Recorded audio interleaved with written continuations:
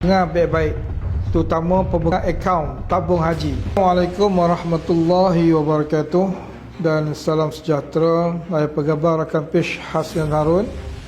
Jadi hari ini ada satu perkara penting yang saya nak kongsikan dan saya minta tuan-tuan dan puan-puan dengar baik-baik, terutama pemegang akaun tabung haji. Bersama saya adalah Abang Syam ataupun Nur Syam bin Sulaiman. Untuk makluman lah, permulaan cerita ini 12,000 duitnya lenyap, 12,000 duitnya hilang. Jadi benda ni bukan mudah nak terima sebenarnya. Dan untuk makluman juga bahawa pengeluaran dia sebanyak 5 kali, iaitu pada 20 hari bulan 2 RM3,000, 21 hari bulan 2 RM1,000 dan juga RM2,000, 22 hari bulan 2 RM3,000 dan 23 bulan 2 RM3,000, menjadikan jumlah sebanyak RM12,000. Saya dapat gambarkan bahawa saya tak nafikanlah mungkin ianya disebabkan skema, mungkin sebab bermakna skema ni pula dia berjaya mendapatkan nombor telefon Abang Syam, dia jadi pair, mana dia dapat, dia pun dapat mesej, WhatsApp dan sebagainya. Selalu kita tengok WhatsApp je, sekarang zaman teknologi memang kita guna WhatsApp, FB, WhatsApp dan sebagainya. Dan ini digunakan menggunakan mesej yang mana kita jarang tengok. Dan akhirnya baru perasan bahawa benda ni berlaku dan sebagainya.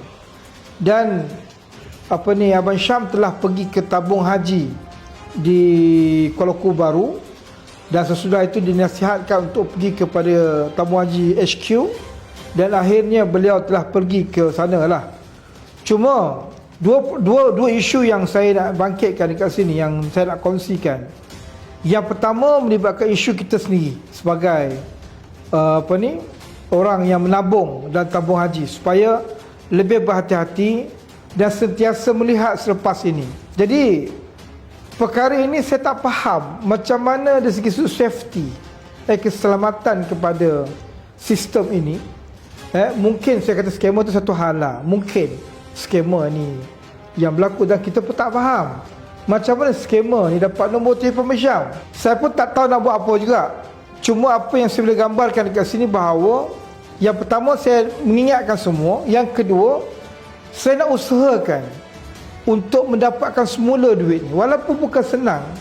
Dan apabila pergi ke tabung haji HQ, mereka memaklumkan ini tugasan pihak polis untuk siasat. Apakah tindakan daripada pihak tabung haji sendiri?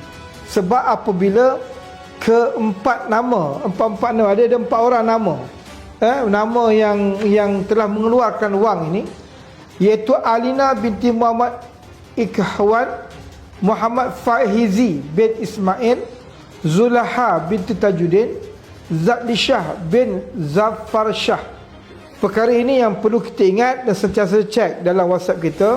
Dan terima kasih kepada Abang Syam, sebab walaupun dia kecewa dengan perkara ini, dalam masa yang sama niat beliau untuk saya wawarkan benda ni, untuk nak maklumkan kepada seluruh masyarakat di Malaysia ni, supaya berhati-hati. Benda ni berlaku ke atas dia dan mungkin akan berlaku ke atas kita. Dan bab yang satu lagi tu nanti saya akan fikirkan bagaimana, dan mungkin saya akan berhubung dengan Menteri Agama untuk membincangkan perkara ini.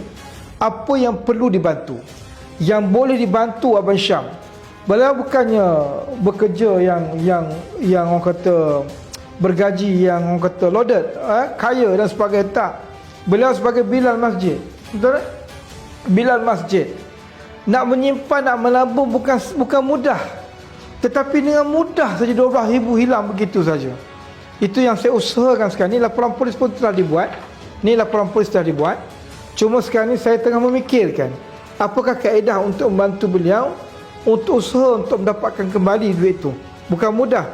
Kalaulah ianya kes pertama yang berlaku di tabung haji, saya minta sangat-sangatlah, mungkin tabung haji yang mendengar, wakil-wakil tabung haji mendengar berita ini, tolong fikirkan sesuatu lah, bantulah beliau, ringankan beban beliau, dan kalau boleh kembalikan wang beliau. Walaupun sukar, tetapi mungkin ada kaedah yang boleh membantu. Kalau kes ini adalah kes pertama yang melibatkan seperti ini. Mudah-mudahan apa yang saya cuba kongsikan, apa yang Abang Syam cuba kongsikan, memberi manfaat yang besar ke seluruh rakyat Malaysia, supaya berhati-hati dengan T jari. T jari ini punca T jari ni. T jari yang berlaku. Dan saya pun risau juga lah. Semua orang yang terlibat akan jadi risau. Benda ni 12,000 bukan benda yang kecil. Tetapi scammer ke whatever lah, saya tak pasti bagaimana boleh dapat benda ni. Dan boleh pair, boleh sama-sama dapat. Maknanya dia tahu benda ni berlaku dan dia cuba tukar password lagi. Tukar apa ni? Kata password kata laluan. Ini yang kita katakan bahawa dia berjaya tukar kata laluan sampai tahap tu. Kan? Jadi saya mohon sangatlah untuk berhati-hati benda ni, dan kepada orang kata yang terlibat dengan pengurusan tabung haji ini, mohon sangatlah untuk membantu beliau untuk selesaikan masalah ini. Janganlah pinggirkan beliau, jangan marah beliau.